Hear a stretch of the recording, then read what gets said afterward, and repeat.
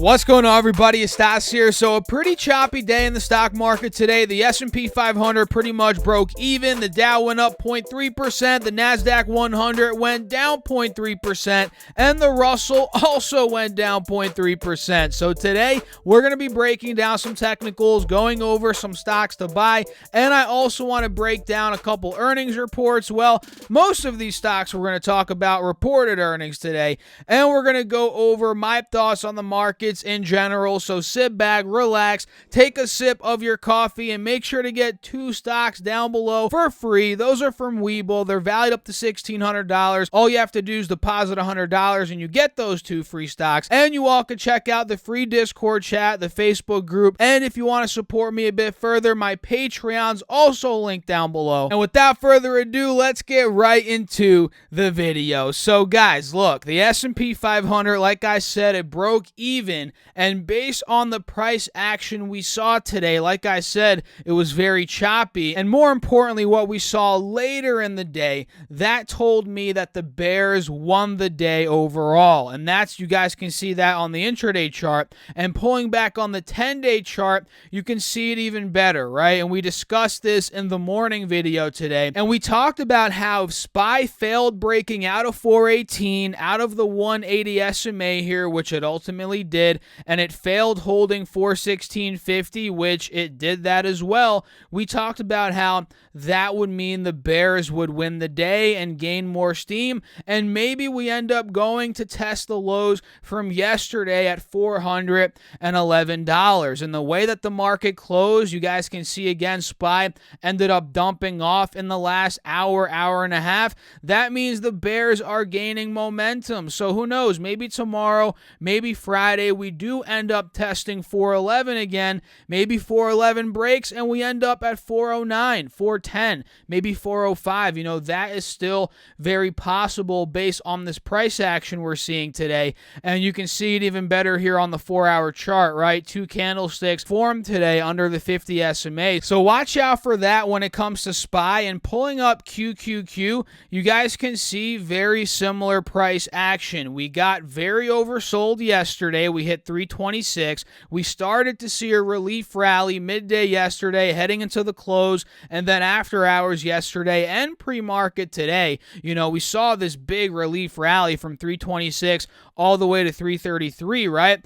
And we opened up and then boom, we ended up selling off the rest of the day, which does prove to me and tells me that okay, bears are still in charge. We failed at a lower high at 333, right under this 180 SMA on this 10-day chart. And who knows, based on this, we could end up hitting the lows from yesterday at 326 and maybe even taking those lows out and getting ourselves under that point 325, 326 and maybe down to the lower 300s. And look, guys, I mean, if we break 325, that would be the next big target, right around $315. Which is around 3 to 5% under from where we are now. So watch out for those targets on QQQ. And we saw the VIX all over the place today. If you guys were watching the volatility index, it was up to 1950, down to 1780, all the way back up to 1950, and it closed at 1915, right? And that goes to show the choppiness today, the choppy trading overall. It was in every stock pretty much I was looking at, and I did buy a little bit of Tattooed Chef, more Tattooed Chef today, and I bought that I believe at $17.95, right? So I bought a little bit more in my long-term position of Tattooed Chef, but other than that, I didn't do anything else today. And what do you guys think? Let me know down below in the comments your thoughts on the market, and make sure to smash that like button if you all are enjoying the video. And let's talk about some stocks now, starting off with PayPal, ticker symbol PYPL. And we can see PayPal closed at $247.40 today. It had a 1.1% red day. And after hours, look at this. It's up over $257, which was that resistance from earlier today.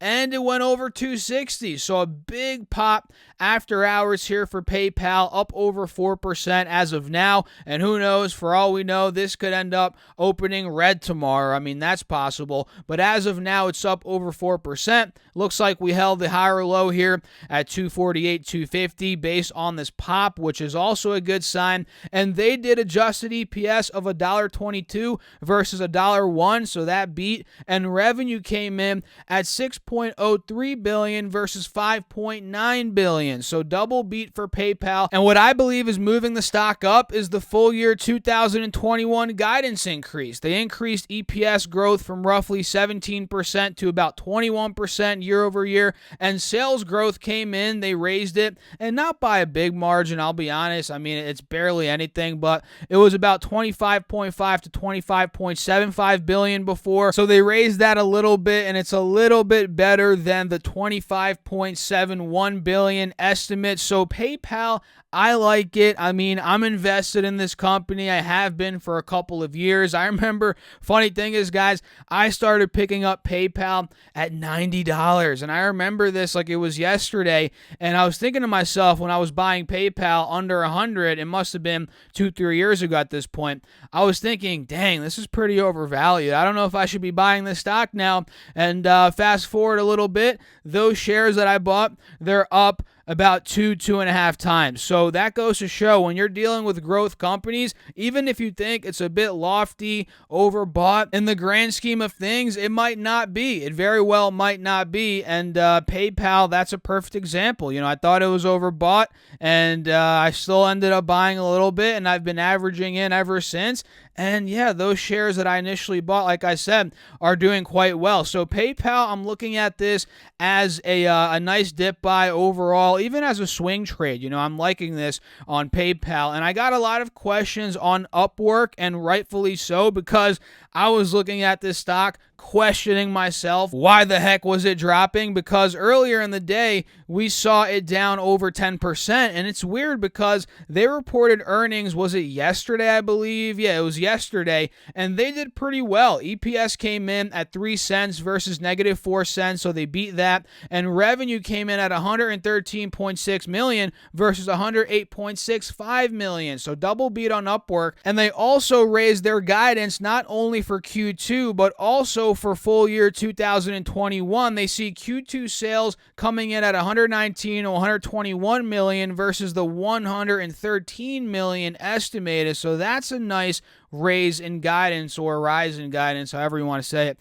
And they see full year 21 revenue of 480 to 490 million versus 466.7 million. So yeah, I'm with you guys there. I don't know why Upwork is falling, especially since they raised that full year 21 guidance and their sales are up, the guidance for Q2 as well. I mean, usually that would move a stock up, and they also had a double beat. So I'm as shocked as you guys, to be honest. And look, I mean, a reason you could maybe justify this sell-off, one reason could be the stock went from $13 to $65 in more than 3 months, more like 4 or 5 months. So the stock went up 300+%, guys, and maybe it got a bit ahead of itself. That's what this sell-off could mean. And look, if you're in this for a long-term play, or you want to get in, you want that price to come down a bit, because you're getting more bang for your buck, especially if you're looking down the line. And as for the technicals, we broke the wedge support, which isn't that great. We're seeing a death cross here, the 50s crossing under the 180 SMA. So we might see more red on Upwork. And again, if you're looking at this long term, you want that. You know, the next big support is $33. You know, we might just consolidate over 40, which would be great if you're already in the stock, right? So you'd want it to recover above 40, which could happen because it is oversold at this point. We might see a bit of a relief rally to the mid-high 40s, which could be a trading opportunity. But if we fail under 40, we fail holding 40 rather, and we get under 40, back to the high 30s, look, low 30s, mid 30s, that is where we ultimately could be going. So watch Upwork at 40. I have a feeling that it could recover there because it saw such a sharp recovery today. It hit lows of 37.60 and it went all the way to 41.30 intraday. So that was a pop of 9% intraday. So we're watching Upwork. We're also watching Melly also known as Mercado Libre, guys. They did EPS of negative 68 cents versus negative 1 cent, so they missed EPS by a wide margin. But looking at revenue, they did 1.4 billion versus 1.14 billion estimated, so they beat revenue by a nice margin, and they missed EPS by a wide margin. And they also purchased about $8 million of Bitcoin during the quarter. Yeah, they did that. $8 million of Bitcoin, and I'm not sure exactly what price they bought it at. I mean, I'd love to know what price they bought it at. I'm assuming anywhere from 30,000 to about 50,000. I'm not exactly sure. That's what I would think, considering Bitcoin was between those prices between January and March. And was it even lower than 30K? It might have been. Let me check my Coinbase. And by the way, you guys can get $10 free from Coinbase. Link down below. All you have to do is sign up, deposit $100, transact $100, and you get $10 free from Coinbase. So yeah, I was right. In the beginning of January, Bitcoin was at about 30K, and by the end of March, it was at about 50K. So they probably bought it between 30 to 50K per Bitcoin. So they bought about $8 million, which is awesome. And look at the chart here, guys. We're not making any big move in either direction after hours. I mean, we're up $20, it looks like. We're trading at $15.50 right now. So I want to see if Mercado Libre breaks out of 1600 to about 1650. And why did my alert go away? I swear I had an alert there.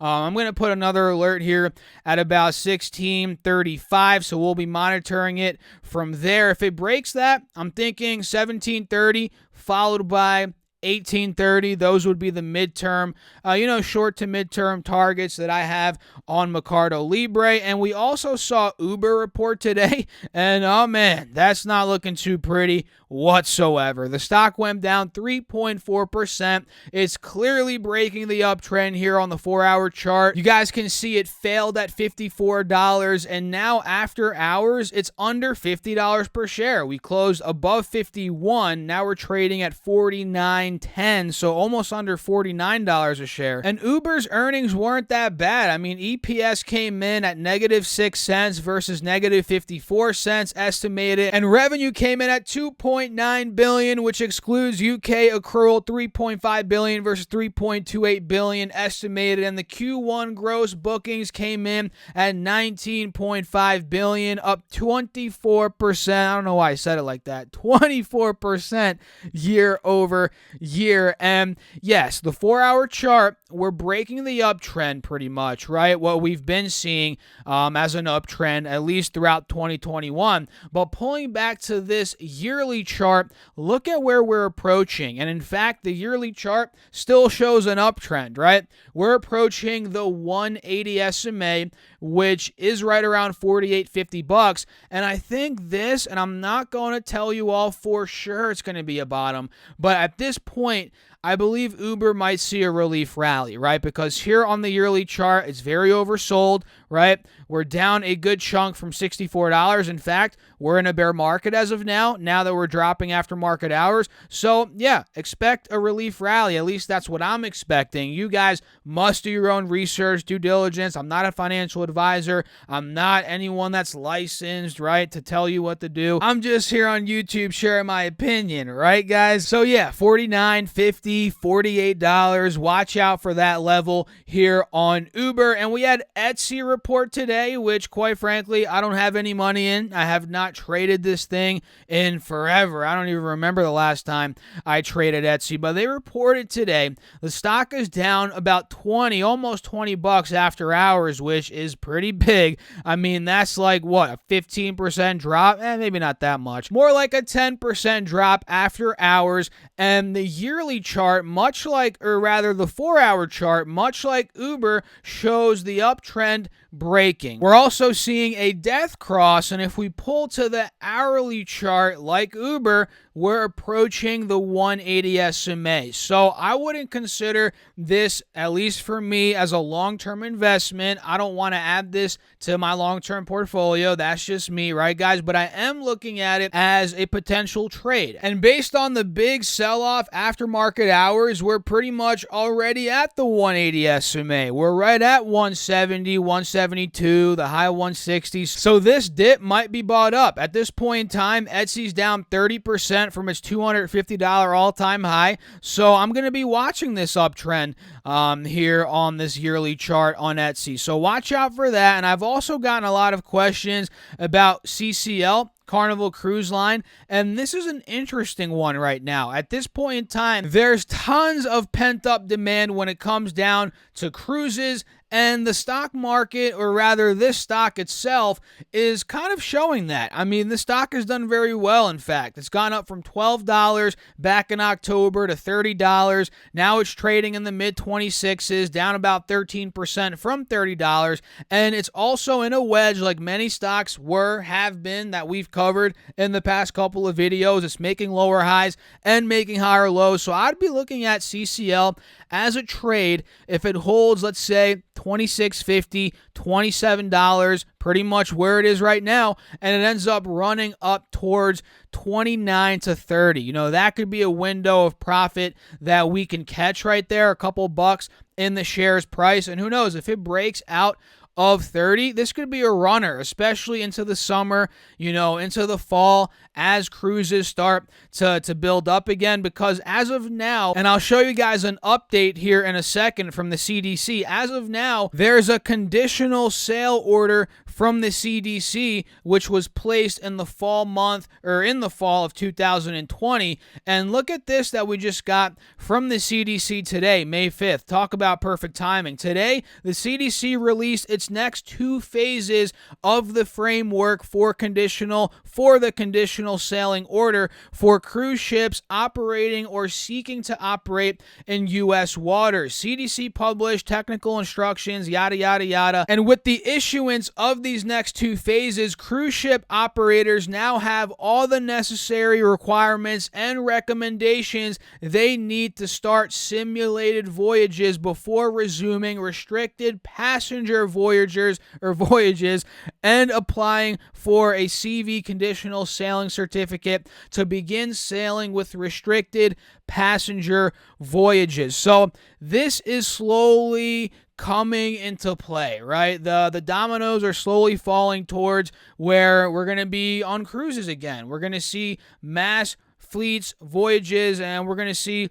people going on cruises again. We're just not there quite yet. That's the thing, right? There's still a lot of requirements ahead, and that is the update that we just got, and we're going to be monitoring this for the next couple of months. And yeah, if you're more of a risk taker, you have a higher risk tolerance, maybe you buy some CCL, maybe you buy some Norwegian cruise line, which I forget the ticker on that. Is it NCLH or something? Yeah, that's it. So yeah, if you have a longer time horizon, you're willing to ride through the waves, no pun intended.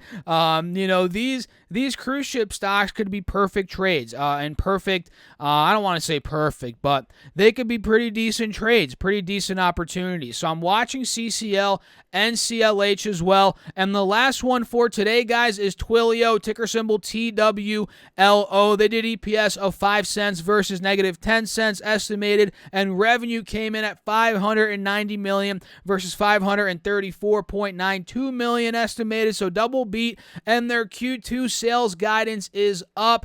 As you guys can see right here, you should see it. You can see they're projecting Q2 sales of $590 to $600 million versus the $577 million estimated. And EPS is a bit lower from the estimate, so maybe that is a reason why the stock is dumping pretty aggressively right now. And other than that, I can't really put my thumb on why Twilio is selling off like crazy, but overall, I'm watching this dip. I mean, this has been a stock selling off for the past couple of months. It's down 30% from its peak. It's in a bear market. And as of now, if I redraw this, guys, believe it or not, it's still holding an uptrend. Where it is right now at 320 is still a higher low compared to 306, which was that low from the end of March. So watch out for Twilio. It's oversold. Maybe we get a relief rally towards the mid to high 300s. I think that could be a nice trade there. So that's pretty much it. I feel like we covered everything that went on in the markets today. I hope you all enjoyed this video. If you did, hit the like button, subscribe. Make sure to go down below, get into the free Discord chat, the Facebook group. You might as well get 2 free stocks from WeBull. Those are valued up to $1,600. All you have to do is deposit $100 and you get those 2 free stocks. You could also get $30 from M1 Finance by depositing